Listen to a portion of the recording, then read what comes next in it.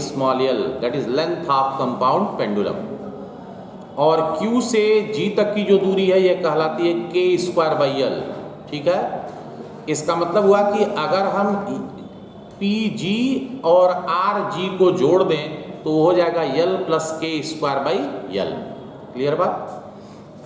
तो मैं अब इंडिकेट इस पर कर रहा हूँ।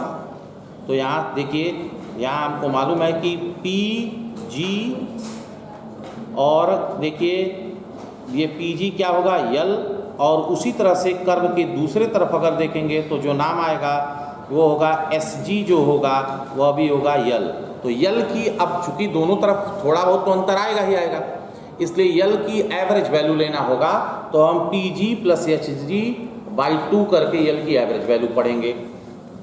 उसी तरह से अगर देखेंगे तो QG जो होगा वो होगा k²/L, और जो RG होगा वो होगा k²/L।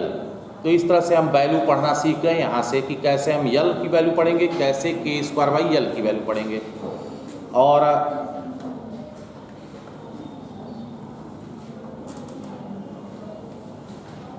चूँकि अब हमको चाहिए इफेक्टिव लेंथ, तो इफेक्टिव लेंथ जो L होगा हम सीधे अगर उसको पढ़ें तो कैपिटल L कुछ और नहीं, यहाँ से देखिए P से हम पढ़ें R और प्लस S से पढ़ें Q। तो P से R और S से Q, और इन दोनों को जोड़ करके बटे 2 कर दें।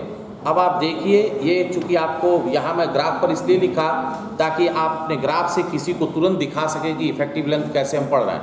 अगर हम पढ़ें तो कैसे पढ़ रहे हैं, देखिए ये जहाँ कट किया वो 5 सेंटीमीटर है। अब देखिए इधर से अगर पूरा हम इधर पढ़े तो यहाँ हो गया 50, और R तक जब पहुँच रहे हैं तो ये हो गया आपका 30।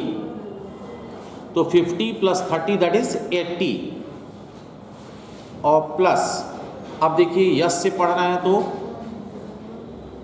यस से G तक हो गया 50, और G से Q तक हो गया 30। तो आप देख रहे हैं कि थोड़ी सी अगर आप ध्यान दें तो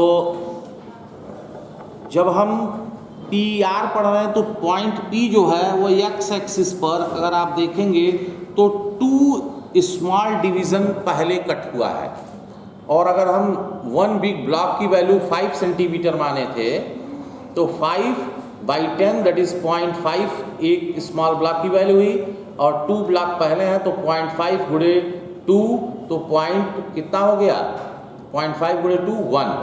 इसका मतलब 79 हम एक तरफ से पढ़ रहे हैं और 80 हम दूसरे तरफ से पढ़ रहे हैं, और इस तरह से इन दोनों को जोड़ दें और 2 से डिवाइड कर दें तो वैल्यू आपकी लगभग 79.5 सेंटीमीटर की आती हुई कैपिटल L की दिखाई दे रही है।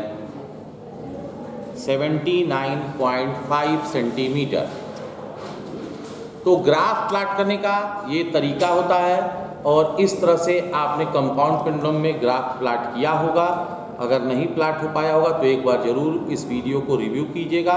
निश्चित तौर पर ये वीडियो आपके लिए सुविधाजनक होगा ग्राफ प्लॉट करने में कंपाउंड पेंडुलम और अनदर कि कैसे स्केल कंसीडर किया जाता है, और एक्स एक्सिस पर कैसे डेटा रखे जाते हैं, वाई एक्सिस पर कैसे डेटा रखे जाते हैं, और शेष जो आपकी रिक्वायरमेंट थी कंपाउंड पेंडुलम की वो सारी रिक्वायरमेंट मैंने इस ग्राफ में बना दी है।